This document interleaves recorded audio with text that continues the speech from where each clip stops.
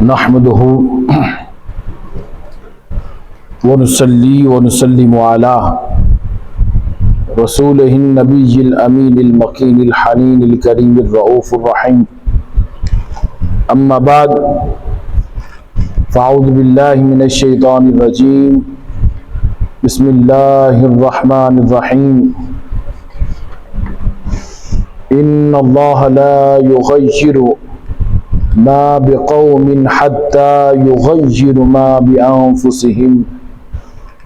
صدق الله مولانا العظيم وصدق رسوله النبي الكريم الأمين. ہماری سلسلہ وار گفتگو کا جو سلسلہ چل رہا ہے اور جو عنوان ہم نے جس کا انتخاب کیا ہوا ہے جمعۃ المبارک کی ان نشستوں میں، وہ زندگی کیسے بدلے گی. تو پچھلے جمعہ پر ہم نے یہ سمجھنے کی کوشش کی تھی انسان اللہ رب العزت کا محبوب بندہ کیسے بنتا ہے اور مردہ دل زندہ کیسے ہوتا ہے، اور ہدایت کی ابتدا کہاں سے ہوتی ہے اور کیسے ہوتی ہے، اور پھر آخر وہ کون سی نشانیاں ہیں جس کے ذریعے پتہ چل سکے کہ اللہ رب العزت بندے کو اپنی طرف بلا رہا ہے. تو ان نشانیوں میں سے ہم نے ایک نشانی کا ذکر کیا پچھلے جمعہ پر. وہ یہ تھی کہ جب اللہ رب العزت کسی بندے پر اپنا خاص کرم کرتا ہے اور اپنا فضل کرتا ہے اور اس پر اپنی رحمت کے دروازے کھولتا ہے، اور جب یہ چاہتا ہے اللہ رب العزت تو سب سے پہلے اس بندے کے دل سے اللہ رب العزت دنیا کی محبت کو نکال دیتا ہے. دنیا کی محبت کو یہ پہلی نشانی ہوا کرتی ہے. جب انسان کسی سے محبت کرتا ہے، یعنی اللہ رب العزت جب اس انسان سے محبت کرنے کا ارادہ کر لے، اسے ہدایت کے نور سے اس کے دل کو منور کرنے کا اگر ارادہ کر لے تو اللہ رب العزت سب سے پہلے اس کے دل سے دنیا کو نکال دیتا ہے. اور اس کے بعد ایک اور نشانی جو ظاہر ہوتی ہے، جو علامت ہے زندگی کو، جو انسان کی زندگی کو بدلنے کا جو ایک نشاندہی ہے، وہ ہے کہ جب انسان گناہ کرتا ہے تو گناہ کرنے کے بعد اس کی دل کی کیفیت وہ نہیں رہتی جو پہلے ہوا کرتی تھی. پہلے انسان گناہ کرتا تھا، نماز چھوڑ دیتا تھا، جھوٹ بولتا تھا، سارا دن موبائل پر بیٹھ کر سکرولنگ کرتا اور اپنی نگاہوں کو حرام دکھاتا تھا، غیبت بھی کرتا تھا، حسد بھی کرتا تھا، بغض بھی رکھتا تھا، مگر دل پر ان سارے گناہوں کا کوئی اثر نہیں ہوتا تھا، اور ایسا محسوس ہوتا تھا کہ جیسے اس نے کچھ کیا ہی نہیں ہے. پہلے یہ حالت تھی.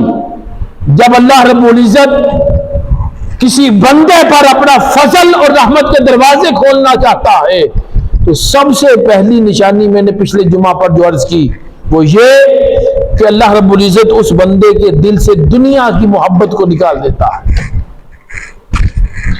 دنیا کا طمع، حرص، لالچ، طلب اس کو نکال دیتا ہے. اور پھر دوسری نشانی یہ ہے کہ پہلے وہ گناہ کرتا تھا مگر اس کے دل کو کوئی اثر نہیں ہوتا تھا، اس کو کوئی چیز محسوس نہیں ہوتی تھی کہ یہ میں غلط کام کر رہا ہوں یا اچھا کام کر رہا ہوں. لیکن جب اللہ رب العزت اس کے دل کی کایا کو پلٹتا ہے تو پھر جب اللہ کا فضل اس کے دل کو جگانا شروع کرتا ہے تو پھر ایک چھوٹی سی اور معمولی سی غلطی بھی اسے بے چین کر دیتی ہے. ایک نماز کا قضا ہو جانا وہ بھی اسے بے چین اور بے سکون کر دیتا ہے. جس دن قرآن کی تلاوت نہ کرے تو وہ سارا دن بے سکونی کے ساتھ گزارتا ہے، اور دل اگر کسی کی دل آزاری کر لے تو رات ساری رات اس کو نیند نہیں آتی۔ تو یاد رکھیں یہ کمزوری نہیں ہے انسان کی، بلکہ یہ اس کے دل کے زندہ ہونے کی علامت ہے۔ اللہ رب العزت نے قرآن مجید سورہ انفال کی آیت نمبر 2 میں اللہ رب العزت نے ارشاد فرمایا انما المؤمنون الذین اذا ذکر اللہ وجلت قلوبہم۔ اللہ رب العزت نے فرمایا کہ سچے مومن وہ ہیں جب میرا ذکر ان کے سامنے کیا جاتا ہے اللہ کا تو ان کے دل لرز اٹھتے ہیں۔ جب ان کے سامنے میرا ذکر کیا جاتا ہے تو وہ تڑپ اٹھتے ہیں، ان سے رہا نہیں جاتا، ان کی آنکھوں سے آنسو جاری ہو جاتے ہیں۔ اگر کوئی گناہ کر بیٹھے تو گناہ کرنے کے بعد شرمندگی انہیں محسوس ہوتی ہے، دل رونے لگتا ہے، بے چین ہو جاتا ہے اگر وہ اللہ کا ذکر سن لے اور ذکر نہ کرے، ان کا ایمان لرزنے لگتا ہے، وہ اللہ کے ذکر کے بغیر ان کے دل رہتے نہیں ہیں۔ اگر دل اللہ کا ذکر سن کر دل لرز جائے، آنکھیں نم ہو جائیں، گناہ اگر ہو گیا تو اس کے بعد شرمندگی کا احساس ہونا شروع ہو جائے، تو یاد رکھیں کہ یہ ایمان کی علامت ہے، یہ ایمان کی علامت ہے۔ آقا علیہ الصلوۃ والسلام نے انسان کے دل کی کیفیت، جس کے دل کو اللہ رب العزت اپنے نور سے منور کرتا ہے، اس کی دل کی کیفیت کا حال آقا علیہ الصلوۃ والسلام نے بیان کیا۔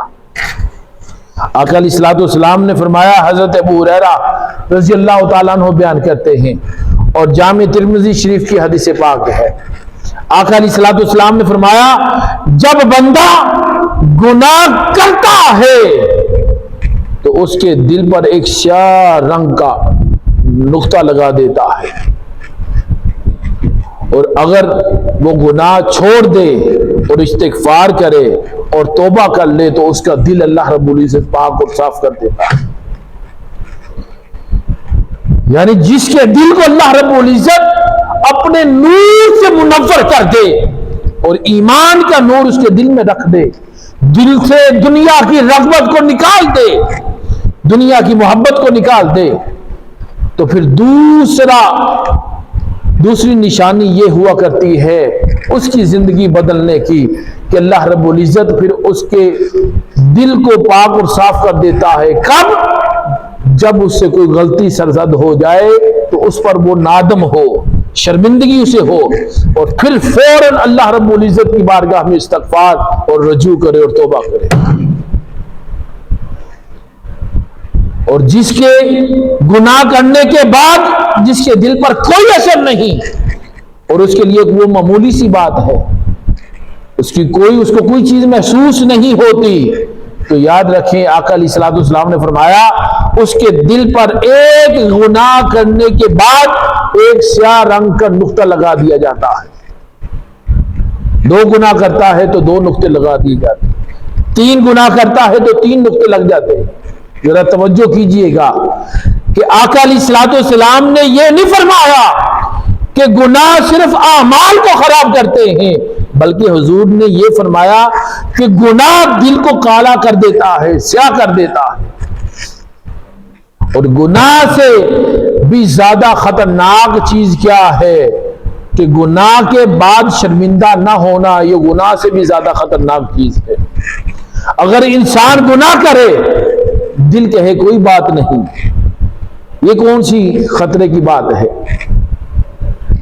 اگر اس کو محسوس نہ کرے، اس کو لائٹ لے، اگر گناہ کے بعد اس کے دل پر کوئی اثر نہ ہو تو یہ سمجھ لیں کہ یہ سب سے بڑے اس کے لیے خطرے کی گھنٹی ہے۔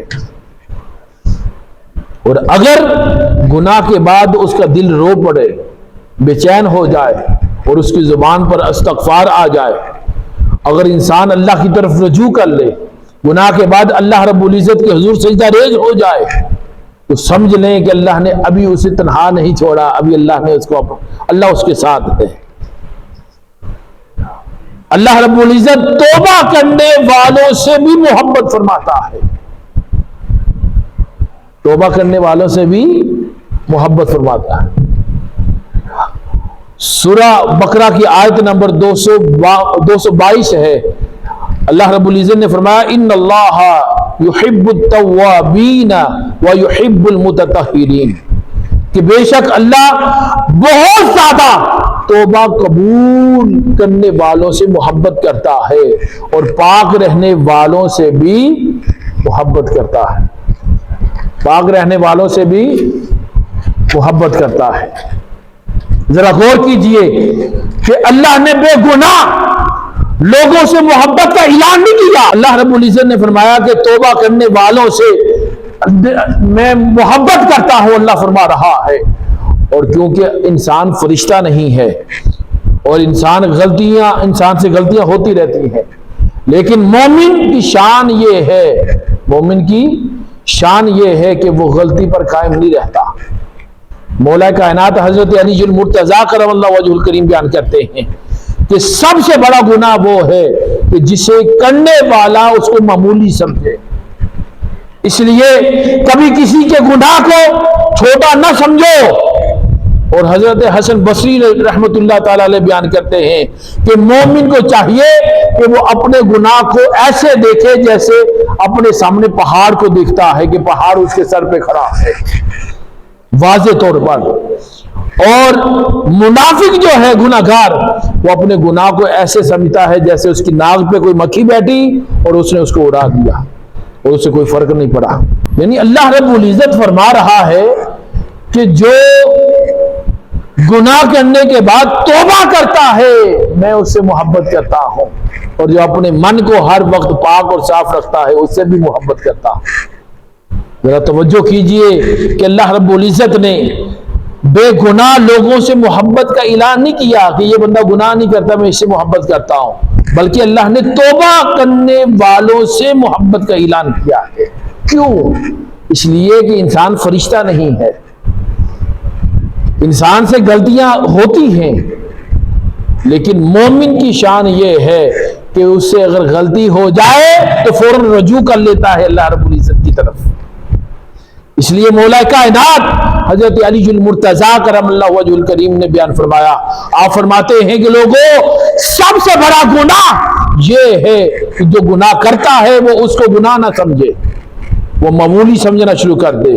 سب سے بڑا گناہ ہی یہی ہے۔ تو لہٰذا کبھی بھی گناہ کو چھوٹا نہ سمجھا کرے، گناہ گناہ ہے، چاہے چھوٹا ہے یا بڑا ہے۔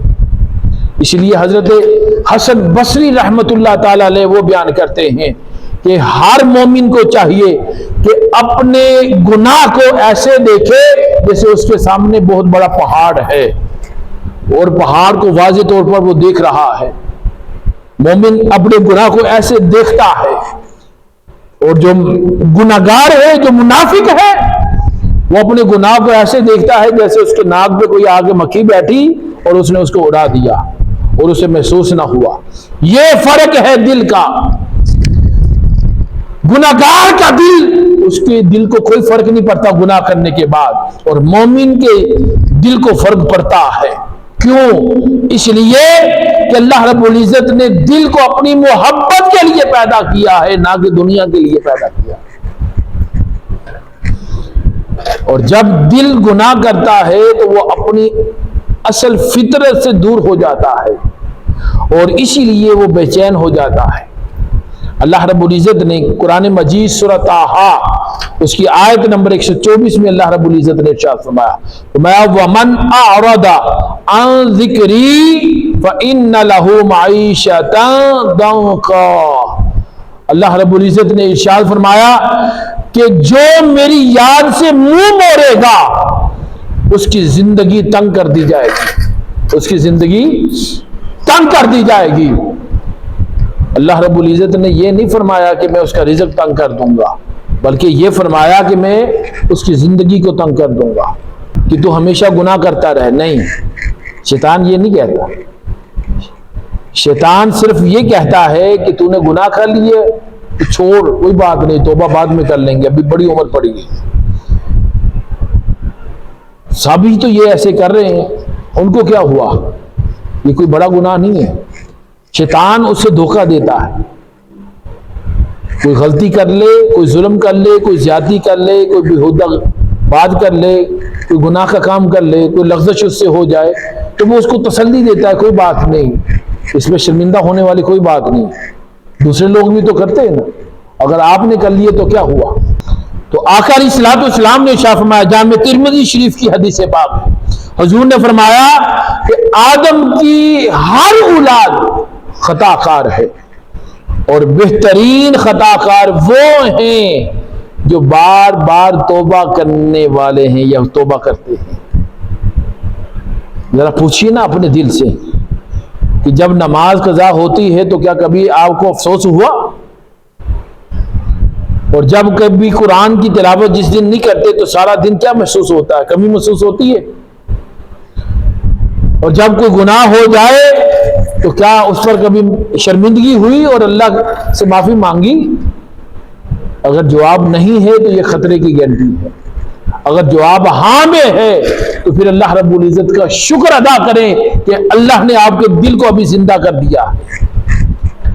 آپ کے دل کو اللہ رب العزت نے زندہ کر دیا ہے. انسان کو شکر ادا کرنا چاہیے. اس لیے تو علامہ محمد اقبال رحمت اللہ تعالی علیہ بیان کرتے ہیں کہ گناہوں سے کہیں بڑھ کر ہے نا امیدی دل، اگر توبہ کی چنگاری ہو تو اندھیرا بھی مٹ جاتا ہے. اگر آج گناہ کے بعد آپ کا دل بے چین ہو جاتا ہے، اگر رات کو سونے سے پہلے آپ اپنی غلطیوں کا محاسبہ کرتے ہیں، اگر استغفار کرتے ہوئے آپ کی آنکھوں سے آنسو جاری ہو جاتے ہیں، تو اس کیفیت کو آپ کمزوری نہ سمجھیں، بلکہ یہ اللہ رب العزت کی بہت بڑی نعمت ہے کہ اللہ نے آپ کے دل کو زندہ کر دیا. اللہ نے آپ کے دل کو زندہ کر دیا. کیوں کہ مردہ دل گناہ پر نہیں روتا، اور زندہ دل ہی اپنے رب کی طرف لوٹتا ہے. اور اب جب اللہ رب العزت کسی بندے پر اپنا خاص فضل کرتا ہے، رحمت کے دروازے کھولتا ہے، تو گناہ کے بعد اس کا دل پہلے جیسا نہیں رہتا. یہ دوسری نشانی ہے. پہلی نشانی یہ تھی کہ اللہ اس کے دل سے دنیا کو نکال دیتا ہے، اور دوسری نشانی یہ ہے کہ جب فضل کرتا ہے تو پھر اس کے دل پہلے جیسا نہیں رہتا. گناہ کرنے کے بعد اس کے دل بے چین ہو جاتا ہے، استغفار کی توفیق مل جاتی ہے، اللہ رب العزت کی طرف رجوع کرتا ہے. لیکن اللہ رب العزت کی تربیت کا سفر صرف دل تک محدود نہیں، بلکہ وہ بندے کے ارد گرد کے ماحول کو بھی بدلنا شروع کر دیتا ہے. یہ تیسری نشانی ہے. پہلے دنیا اس کے دل سے نکالتا ہے، اور دوسری نشانی جب اس سے گناہ ہو جائے، غلطی ہو جائے تو اس کے دل بے چین ہو جاتا ہے. وہ فوراً استغفار کر کے اللہ کی طرف رجوع کرتا ہے، معافی مانگتا ہے. اور تیسرا اللہ یہ کرم کرتا ہے کہ اللہ رب العزت اس کے ارد گرد کے ماحول کو، سوسائٹی میں اور اس کے دوستوں کو بدلنا شروع کر دیتا ہے. یہ وہی تھا کہ جب لوگوں میں بیٹھتا تھا.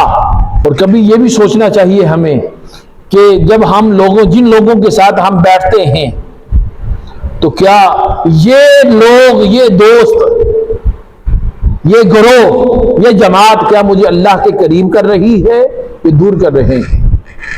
میں جن محافل، جن مجالس میں جا کے بیٹھتا ہوں، چوراہوں میں، چوکوں میں، ڈیروں میں، کیا یہ صحبت مجھے اللہ سے قریب کر رہی ہے یا دور کر رہی ہے؟ میرے دل کو مردہ کر رہی ہے کہ زندہ کر رہی ہے؟ کیا کچھ نئے لوگ آپ کی زندگی میں پھر وہ آتے ہیں کہ ان کی صحبت، جن کی صحبت میں آپ بیٹھتے ہیں، کیا ان کی صحبت سے آپ کو اللہ کی یاد آتی ہے؟ کیا ان کی مجلس سے کوئی علم کی بات ملتی ہے؟ کیا ان کے پاس بیٹھنے سے کوئی نماز کی فکر پیدا ہوتی ہے؟ ان کے قربت اور صحبت میں بیٹھنے سے، ان کی دوستی کی وجہ سے کیا آپ کو آخرت کی تیاری کا جذبہ آپ کے من کے اندر پیدا ہوتا ہے؟ اگر ایسا ہے تو اسے محض اتفاق نہ سمجھے، بلکہ یہ بہت بڑی اللہ رب العزت کی کرم نوازی ہے، اس کا فضل ہے، اور اس نے آپ کی تربیت کا وہ حصہ بنایا ہے۔ انسان اپنے ماحول سے بنتا ہے۔ قرآن مجید نے بار بار صالحین کی، نیک بندوں کی صحبت اختیار کرنے کا حکم دیا ہے۔ قرآن مجید سورہ توبہ کی آیت نمبر 119 اللہ رب العزت نے فرمایا، یا ایھا الذین آمنوا اتقوا اللہ وکونوا مع الصادقین، اے ایمان والو مجھ سے، اللہ سے ڈرتے رہو اور سچوں کے ساتھ رہا کرو۔ اللہ رب العزت نے یہ نہیں فرمایا کہ سچے بن جاؤ، نہیں، فرمایا کہ سچوں کے ساتھ ہر وقت رہا کرو، ان کی صحبت اختیار کیا کرو، ان کی صحبت میں بیٹھا کرو، ان کو پڑھا کرو، ان کو سنا کرو، تمہارا دل بدل جائے گا، تمہاری زندگی بدل جائے گی۔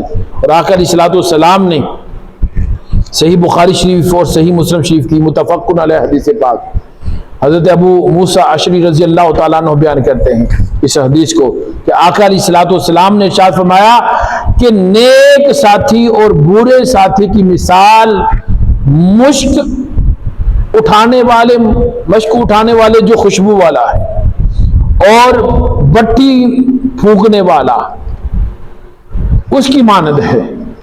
اگر تم کسی خوشبو والی دکان پہ جاؤ تو خوشبو نہ بھی خریدو تو تب بھی تجھے اس کی خوشبو ملے گی۔ یہ اس کا کمال ہے اس کے قریب جانے کا۔ اور اگر اس بٹی والے کے پاس جاؤ گے تو اگر وہ چنگاریاں جو اس کی بٹی سے نکل رہی ہیں اگر وہ تمہارے کپڑوں پر تم پر نہیں پڑتی تو صرف اس کی بدبو ہی تمہارے لیے کافی ہے۔ اور یہ صرف مثال نہیں ہے بلکہ یہ پوری زندگی کا آقا علیہ السلام نے اصول سمجھایا ہے کہ جیسی صحبت ہوگی ویسا ہی آپ کا انداز اور زندگی ویسے ہی ڈل جائے گی۔ مثال کے طور پر کسی ایسے نوجوان آپ کے دوست ایسے ہیں جو ہر وقت گالیاں دیتے ہیں اور آپ ان کی صحبت میں بیٹھتے ہیں، چند دن کے بعد آپ بھی گالیاں دینا شروع کر دیں۔ آپ ایسے لوگوں اور دوستوں کے ساتھ ایسی مجالس میں بیٹھتے ہیں جہاں پر ظلم، جہاں پر زیادتی اور جہاں پر دل سخت ان کے ہیں، اور آپ ان کی صحبت اور قربت میں بیٹھنے کے باوجود بیٹھیں چند دن آپ کا دل بھی سخت ہو جائے گا۔ اور اسی طرح آپ کسی نیک دوست کے پاس بیٹھے، اللہ والے کے پاس بیٹھے، اس کی صحبت میں بیٹھیں، اس کو سنیں، اس کو پڑھیں، تو جب پڑھیں گے تو آپ بھی چند دنوں کے بعد آپ کے اندر انداز اور اطوار بدلنا شروع ہو جائیں گے، نیکی کی طرف رغبت ہونا شروع ہو جائے گی۔ اس لیے حضرت عبداللہ بن مسعود رضی اللہ تعالیٰ عنہ بیان کرتے ہیں کہ لوگوں کو ان کے دوستوں سے پہچانو کہ ان کے دوست کیسے ہیں، لہذا جب بھی کسی کو پرکھنا ہو تو اس کے دوستوں کو دیکھو۔ اور یہی وجہ ہے کہ علماء کرام بیان کرتے ہیں کہ دوستوں کا انتخاب کرنا دراصل اپنے مستقبل کا انتخاب کرنا ہے۔ جب اپنے دوستوں کا چناؤ کرو تو دیکھ لو کہ یہ وہی دوست ہیں جنہوں نے آپ کا مستقبل بنانا ہے، خراب بناتے ہیں یا اچھا بناتے ہیں۔ اور قرآن برے دوستوں کا انجام بھی بیان کرتا ہے۔ سورہ الفرقان کی آیت نمبر 28 اور 29 میں ترجمہ پڑھ کے سنا رہا ہوں ٹائم کی قلت کی وجہ سے، کہ اللہ رب العزت نے فرمایا کہ جب قیامت کا دن ہوگا تو اس وقت وہ حسرت بری آواز میں انداز میں کہے گا کہ ہائے میری بربادی ہو گئی، کہ کاش میں فلاں شخص کو اپنا دوست نہ بناتا، اور یقیناً اس نے میرے پاس نصیحت آنے کے بعد مجھے اللہ کی طرف اللہ کی یاد سے دور کر دیا تھا، میرے پاس اللہ کے دین کی دعوت آئی تھی مگر اس نے روک دیا تھا۔ چھوڑ، کیا کرنا ہے، کیا کرنا ہے، ہمیں سب کچھ پتا ہے۔ اور یہ ایک بہت بڑا مغالطہ ہے کہ جب کسی کو کسی چیز کی دعوت دی جائے نا تو کہ ہمیں ضرورت نہیں ہے، ہمیں پتہ ہے پہلے سے. جب بندہ یہ بات کرتا ہے نا تو یاد رکھیں یہ اللہ رب العزت کے قرآن کی وہ نفی کر رہا ہے. کیوں؟ یہ اللہ رب العزت کی اپنی سنت ہے. اللہ نے قرآن مجید میں 20 مقامات پر، آپ سورہ رحمان اٹھا لیں، اس میں سورہ رحمان میں ہر دوسری تیسری آیت کے بعد اللہ رب العزت نے فرمایا فَبِأَيِّ آلَاءِ رَبِّكُمَا تُكَذِّبَانِ، کہ بھلا تم بتاؤ تو صحیح کہ تم میری کون کون سی نعمت کو جھٹلاؤ گے. اللہ ایک بار بھی فرما دیتا تو کیا اللہ کی بات حق نہیں تھی؟ ہم نے ماننی نہیں تھی؟ ماننی تھی، مگر اللہ بار بار دلوا رہا ہے. اور یہ قیامت تک کے لیے اللہ نے اصول دے دیا ہمیں کہ اچھی نصیحت، اچھی بات کو بار بار یاد کروانا، بار بار یاد کروانا امت کو، یہ اللہ رب العزت کی سنت ہے. اور پھر آقا علیہ الصلوۃ والسلام کو بھیجا، فرمایا فذکر انما انت مذکر، اے پیارے محبوب آپ ان کو ان کا بھولا ہوا بار بار سبق یاد دلوایا کریں، کیونکہ آپ ہی تو ان کو سبق یاد دلوانے والے ہیں. فذکر انما انت مذکر. تو لہذا جب بار بار وہ بات سننے کو آئے تو اس پر خوش ہوا کریں، اللہ کا شکر ادا کیا کریں کہ مولا شکر ہے کہ تو نے مجھے چنا ہے اس نیکی کے کام کے لیے. تو قیامت والے دن نہیں تو ایسے دوستوں کے ساتھ جن کے ساتھ زندگی ساری گزاری اور برے اعمال اور گناہ کرتے رہے تو قیامت والے دن ہوگا، اس کے علاوہ اور کچھ نہیں ملے گا. اس لیے اسلام ہمیں دوستی کا معیار بھی سکھاتا ہے، دوستی کا معیار بھی سکھاتا ہے. اور اللہ رب العزت اس لیے تو ہمارے ماحول کو بدلتا ہے. کیوں؟ جب اللہ کسی بندے کو اپنی طرف بلانا چاہتا ہے تو بعض اوقات اس کے ارد گرد کے ایسے اسباب ختم کر دیتا ہے جو اسے گناہ کی طرف لے کر جا رہے ہوتے ہیں. بعض لوگ زندگی سے چلے جاتے ہیں، بعض محفلیں ختم ہو جاتی ہیں، مجلسیں ختم ہو جاتی ہیں، بعض تعلقات ٹوٹ جاتے ہیں اور انسان سمجھتا ہے کہ شاید میری دنیا اجڑ گئی. ایسا نہیں ہوتا، حالانکہ اللہ رب العزت اس کے ایمان کی حفاظت خود فرما رہا ہوتا ہے، یہ ساری چیزیں اس سے دور کر کے. اس لیے تو قرآن مجید سورہ بقرہ کی آیت نمبر 216 میں اللہ رب العزت نے فرمایا وَعَسَىٰ أَن تَكْرَهُوا شَيْئًا وَهُوَ خَيْرٌ لَكُمْ، کہ ممکن ہے کہ تم کسی چیز کو ناپسند کرو جبکہ وہی تمہارے لیے بہتر ہو. ہم جس کو سمجھتے ہیں کہ یہ میرے لیے بہتر نہیں ہے، لیکن اللہ نے اسی کے اندر بہتری رکھی ہوتی، کسی کا نقصان ہو جائے. تو اس لیے امام مالک رحمۃ اللہ تعالی علیہ کے شاگردوں میں سے ایک نوجوان تھا جو ابتدا میں دنیاوی معاملات میں بڑا مصروف رہتا تھا، دنیا دار تھا. جب اسے نیک اور اہل علم کی صحبت نصیب ہوئی تو اس کی زندگی کا رخ ہی بدل گیا، اور بعد میں وہی شخص، وہی نوجوان علم اور عمل میں ممتاز ہوا. اس سے پتہ چلا کہ اچھی صحبت انسان کی تقدیر کو بھی بدل دیتی ہے. اور اسی طرح صالحین بیان کرتے ہیں کہ صالحین کی مجلس دلوں کو زندہ کرتی ہے. کیسے؟ جیسے بارش مردہ زمین کو زندہ کر دیتی ہے.